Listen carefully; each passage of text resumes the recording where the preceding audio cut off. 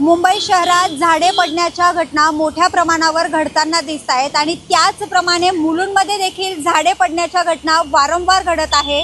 आणि याच घटनेसंदर्भात राष्ट्रवादीचे सिद्धार्थ मोकळ आहेत यांनी नेमकं झाडे छाटणी जी महानगरपालिकेकडून केली जाते ते काम निकृष्ट दर्जाचा होत असल्याचा आरोप त्यांनी केलेला आहे। ते आपल्या सध्या सोबत आहे। सर, महानगरपालिकेकडून झाडे छाटणी केली जाते पण ती निकृष्ट दर्जाची केली जाते असं तुमचं म्हणणं आहे, नेमका काय आहे हा संपूर्ण प्रकार? झाडी छाटणी ही पावसाळ्याच्या आधी होते, कारण की त्याकरिता महानगरपालिकेकडून नाही का भला मोठं नाही का टेंडर निघालं जातं। यावेळी मोठं टेंडर 76 करोडचं टेंडर निघालं होतं। त्या 76 करोडच्या टेंडरमध्ये हे ठेकेदार लोक 45% बिलो, म्हणजे त्याची किती झाली रक्कम? 42 करोड। 42 करोड नाही का ही रक्कम ही फक्त झाडे छाटण्याकरिता जाते।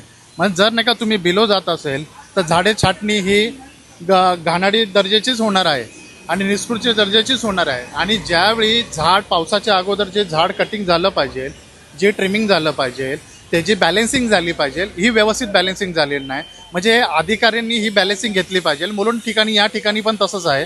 आता माझ्या मागेच नाही का तुम्ही बघू शकता भलं मोठं झाड नाही का पडलेलं आहे। किती दिवस झाले हे पडून? 4-5 दिवस झाले। तरी महानगरपालिका या झाडाला उचलण्यासाठी पण येत नाही। नागरिकांना होणारा त्रास आणि समोरच नाही का हॉस्पिटल आहे, धरोंतरी हॉस्पिटल, तरीही इकडचे लोक आणि इकडचे अधिकारी फक्त नाही का एसीच्या कॅबिनमध्ये बसून हवा खातात आहे। नागरिकांना होणारा त्रास हा यांना दिसत नाही आहे। की त्याकरिता आपण फक्त माझी एकच मागणी आहे की कॉन्ट्रॅक्टरनी हे पावसाळ्याच्या अगोदर जे छाटणी करायची असते बॅलेन्सिंग केली पाहिजे असते, झाडाचा ट्रू ठरवला जातो ते त्यांनी व्यवस्थित केलेलं नाही आहे। त्याकरिता ठेकेदार आणि अधिकाऱ्यांची चौकशी लावण्यात यावी आणि त्यांना नाही का ब्लॅकलिस्टेड करण्यात यावं, ही माझी पूर्ण मागणी आहे। सर, तुमच्याकडनं गेल्या आठवड्याभरापासून यासंबंधी पाठपुरावा केला जातोय, संबंधित विभागाकडून तुम्हाला आता काय सांगण्यात आलंय? संबंधित विभागाने फक्त आत्तापर्यंत इमिजिएटली ॲक्शन मुख्यमंत्री साहेबांनी आम्हाला मेलवर मला पाठवलेलं आहे, यांना ॲक्शन घ्यायला लावलेलं आहे। आता बघूया आपण सहाय्यक आयुक्त ॲक्शन मोडमध्ये जातात का डिॲक्शन मोडमध्ये जातात, हे आपल्याला पाहणं खूप गरजेचं आहे। मला तर वाटत नाही हे ॲक्शन मोडमध्ये दिसत आहे, कारण की ॲक्शन मोडमध्ये दिसत असते तर हे मागचं झाड जे पडलेलं आहे ते नाही का ते उचलण्याचं काम हे नक्कीच झालं असतं। तर आता पत्रव्यवहार करून देखील याच्यावर ॲक्शन होत नसल्याचा आरोप राष्ट्रवादीचे सिद्धार्थ मोकळ यांनी केलेला आहे।